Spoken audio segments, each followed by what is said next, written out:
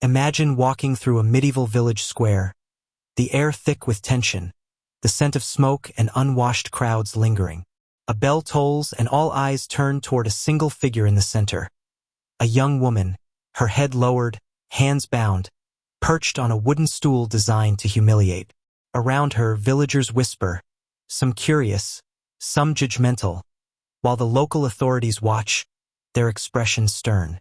This was not punishment for theft or murder, it was punishment for desire, for the invisible sins of the body. In a world where morality was public and sexuality policed by shame, your private life could become a public spectacle. The Middle Ages were often imagined as a world of knights, castles, and religious devotion, but beneath that romanticized surface lay a society obsessed with control, especially control over women, desire, and the body. Sexuality was not private. It was a matter of community concern. Authorities, both ecclesiastical and secular, used shame as a weapon, wielding public humiliation, ritualized punishment, and invasive social rituals to regulate behavior. From stocks and pillories to verbal mockery and public denunciations, medieval communities enforced norms in ways that still shock us today. But why did shame matter so much? And how did it function as a tool of power, especially over women? In this video, we will explore the dark intersection of morality, law, and human desire in the medieval period. Public humiliation was the medieval justice system's most visible tool. Unlike corporal punishment, which left scars, shame inflicted wounds on the mind, reputation, and social standing. The stocks, the pillory, and the ducking stool were more than instruments of discipline. They were stages for communal moral theater. Women accused of improper behavior, adultery, flirtation, or even gossip deemed too revealing, could be placed in these devices. The ducking stool, often near a pond or river, would periodically dunk them into water while crowds jeered. The pillory, with its wooden restraints for head and hands, exposed the accused to ridicule, verbal abuse, and sometimes even physical assault from villagers armed with rotten vegetables or mud. Interestingly, the punishment was as much about spectacle as correction.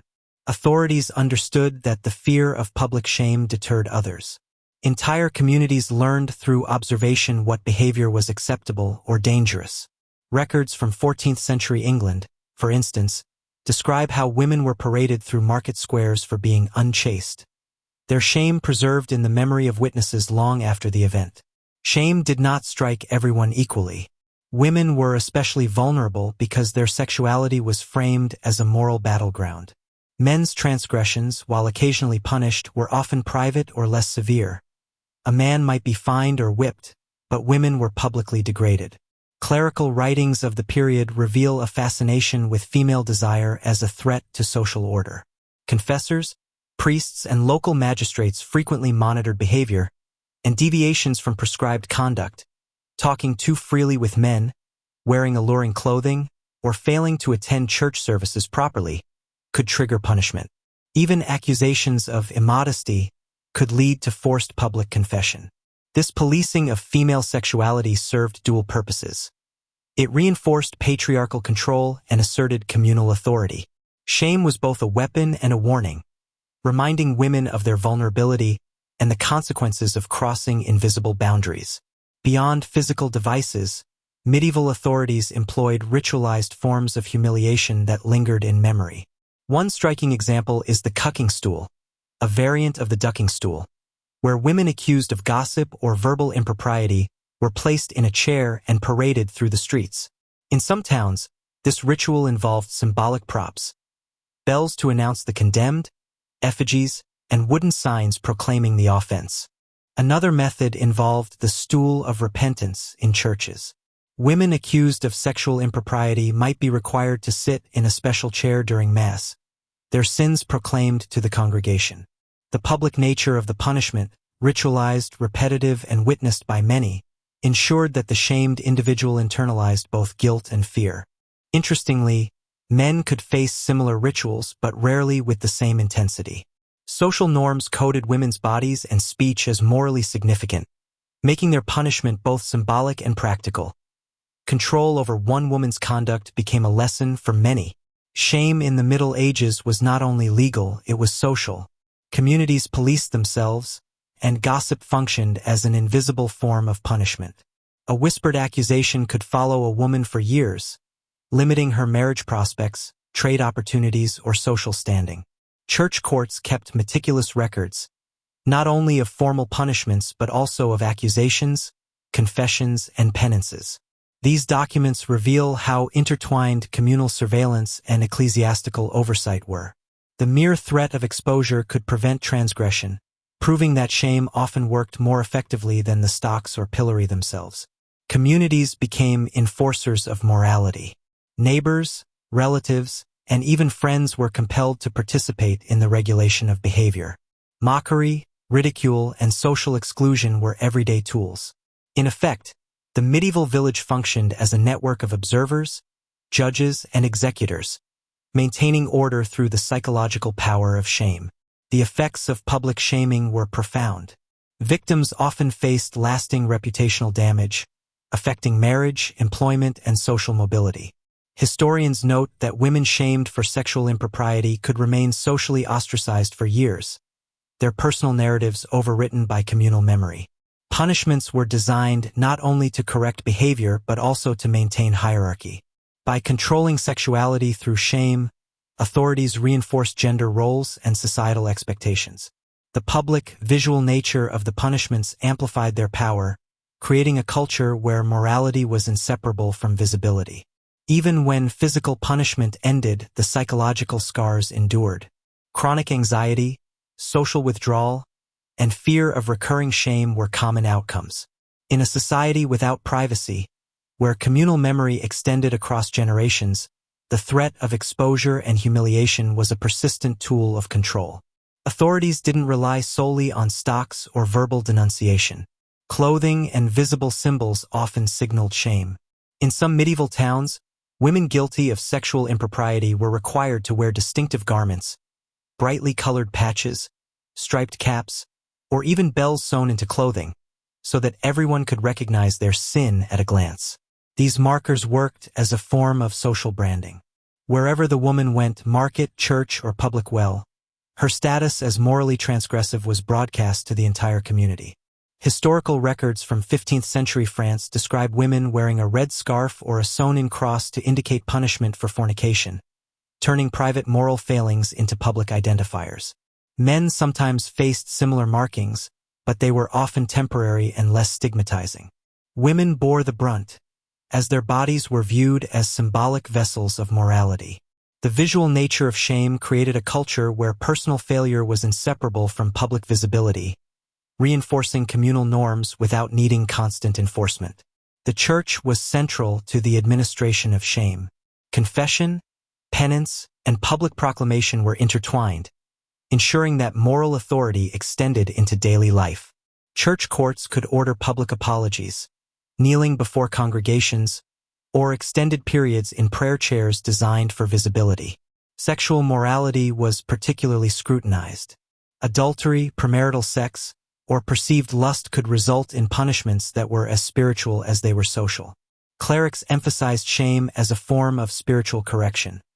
The individual was not only violating social norms but also sinning against God. Public humiliation, therefore, functioned as both deterrent and penance. One notable ritual was the public confession during Mass, where women, and occasionally men, were required to admit transgressions aloud while the congregation observed.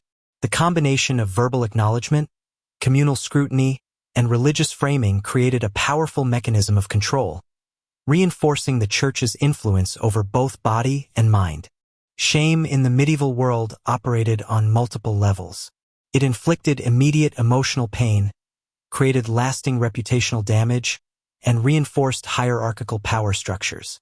Victims often internalized the public condemnation, leading to self-policing of behavior long after any formal punishment ended. Communities, meanwhile, were complicit in this system. By participating in mockery, gossip, or ritual observation, villagers reinforced moral boundaries. The spectacle of shame ensured cohesion while simultaneously sustaining fear. It also reinforced gender hierarchies. Men often retained authority and agency, while women's actions were scrutinized, monitored, and displayed. Surprisingly, some individuals even used shame strategically.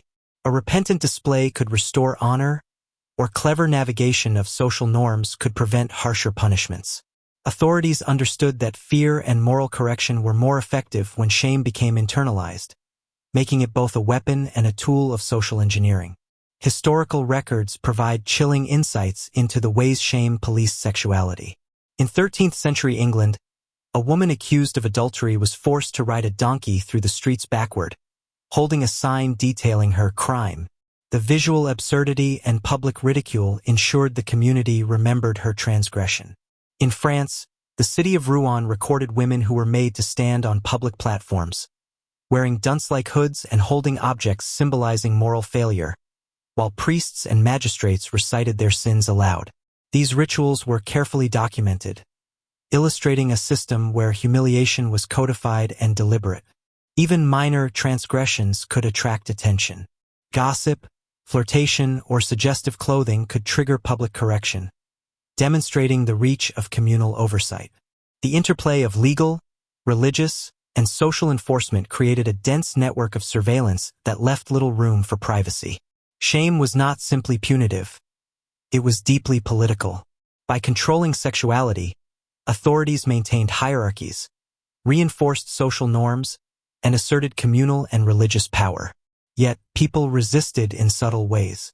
Women sometimes used wit, cunning, or appeals to mercy to escape the harshest punishments.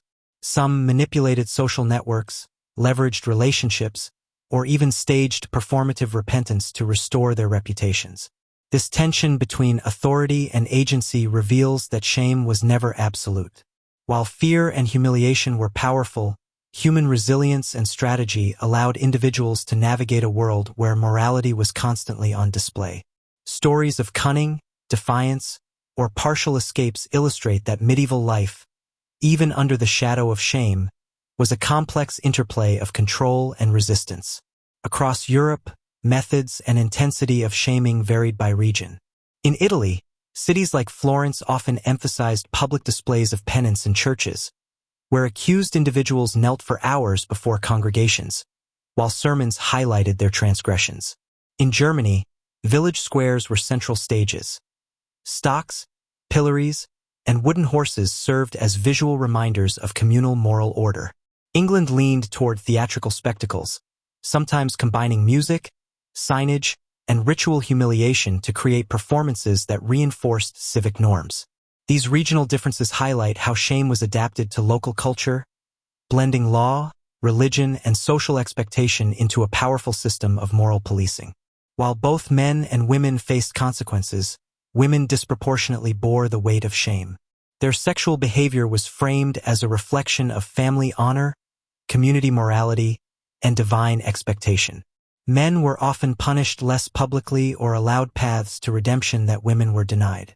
Historical accounts show women forced to walk barefoot through streets, wear dunce-like hoods, or carry placards detailing their misdeeds, while men might receive fines or temporary censure. This gendered disparity was rooted in a belief that women's bodies were symbols of virtue or vice, making control over female sexuality central to broader social and religious authority. Shame extended far beyond physical display. Reputation, economic status, and marriage prospects were at stake. A public accusation could make it difficult for a woman to find a husband or reintegrate into society, effectively extending punishment for years. Families often bore social consequences, too, creating multigenerational pressure to conform. Even words and rumors functioned as instruments of control. Town criers, gossip, and written records amplified shame, making private behavior subject to public scrutiny. In this way, medieval communities functioned as both enforcers and witnesses, with collective judgment shaping personal lives in profound, lasting ways. Despite the severity of punishment, medieval society also offered paths to redemption. Public confession, acts of charity, or pilgrimages could restore social standing. Sometimes, authorities structured rituals so the punished could prove moral transformation, reinforcing both spiritual and civic authority. A woman might stand in church for a prescribed period, then perform acts of service or almsgiving. Successful completion signaled penitence, allowing her to regain a degree of respectability. These rituals reveal a dual purpose. Shame punished, but redemption maintained social cohesion, reinforcing that authority's ultimate goal was not destruction but conformity. Looking back, these practices may feel alien, even barbaric. Yet they reveal fundamental truths about power, morality, and human psychology. Shame, more than physical pain, was a tool of control. It regulated behavior, reinforced hierarchy, and sustained communal values. Authorities understood that public humiliation could alter thought and action, often more effectively than law or force alone. Modern societies still grapple with shame, morality, and control, though the mechanisms have changed. Understanding medieval practices helps illuminate the ways social pressures and public perception shape behavior, morality, and even justice across centuries. It reminds us that human responses to fear, embarrassment, and social accountability are deeply rooted in history. In the dark alleys, market squares, and grand churches of medieval Europe, shame was more than punishment. It was a language, a performance, a warning to all who watched. Authorities harnessed it to control bodies, minds, and desires, revealing how deeply intertwined morality and power could be. As we reflect on these centuries-old practices, we glimpse a world where private acts became public spectacle, where social order depended on humiliation as much as law, and where gender shaped the intensity of punishment. The echoes of these practices resonate today, reminding us of the enduring influence of shame, control, and communal judgment. If this journey through medieval morality captivated your curiosity, make sure to subscribe to Dark Era Echoes for more stories from the shadows of history. Comment below with which punishment shocked you the most, and watch our other videos for tales of power, fear, and human resilience from eras long past.